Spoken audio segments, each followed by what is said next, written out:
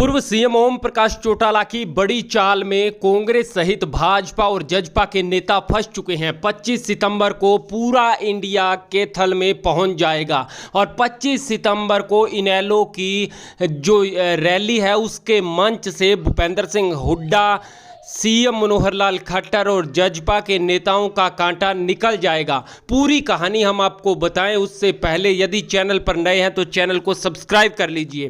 कांग्रेस इस वक्त हरियाणा में जिस हालात से जूझ रही है सभी को पता है। एसआरके की तिकड़ी मिल करके भूपेंद्र सिंह हुड्डा को किनारे लगाने का प्रयास कर रही है। कभी जो नेताओं को किनारे लगाता था आज खुद किनारे और हाशिए पर पहुंच गया है। इसके साथ साथ एसआरके की जोड़ी की नज़दीकियां अभय सिंह चौटाला के साथ लगातार है, क्योंकि तीसरे मोर्चे की जो नींव रखी थी वो पूर्व सीएम चौधरी ओम प्रकाश चौटाला ने रखी थी।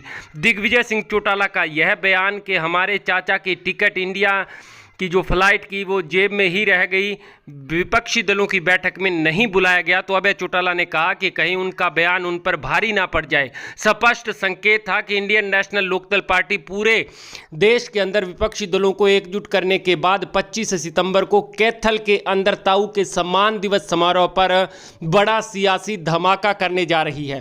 कांग्रेस पार्टी के प्रदेश प्रभारी दीपक बाबरिया ने स्पष्ट कर दिया है कि गुटबाजी कांग्रेस के लिए खतरनाक होगी और गुटबाजी नहीं रोकी गई तो खामियाजा भुगतना पड़ेगा, यानी कि पार्टी कार्रवाई करेगी। जो पार्टी लाइन से खिलाफ चलेगा उसको बाहर का रास्ता दिखाया जा सकता है। लेकिन इस बार भूपेंद्र सिंह हुड्डा निशाने पर होंगे, क्योंकि कांग्रेस पार्टी में 3 नेता एक जैसे हो चुके हैं और 3 नेताओं का बहुमत कांग्रेस पार्टी हाईकमान में ज़्यादा चलता है।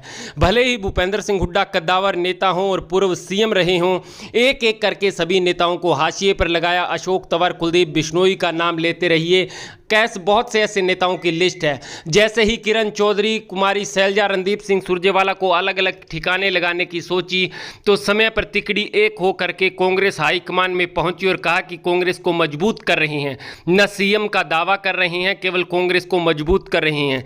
दूसरी तरफ भूपेंद्र सिंह हुड्डा ने गुलाबी पगड़ी से पीली पगड़ी बनाई और अपनी रैलियों के सहारे अपनी ताकत का एहसास कर रहे हैं कि आने वाले समय में यदि सीएम चेहरा नहीं बनाया जाता है तो फिर कौन सा दल या कौन सी पार्टी सही रहेगी। क्या अलग मिलकर के चुनाव लड़ेंगे या किसी के साथ जाएंगे, यह भी समय बताएगा। बहरहाल इंडियन नेशनल लोकदल पार्टी 25 सितंबर को ताऊ के सम्मान दिवस समारोह पर एक बड़ा सियासी धमाका करने जा रही है, जिसमें इंडिया यानी कि पूरे विपक्षी दलों की बैठक के तमाम बड़े नेता मौजूद रहेंगे और वहीं से हरियाणा विधानसभा चुनाव और इंडिया के अंदर जो लोकसभा चुनाव हैं उनकी नींव रखी जाएगी।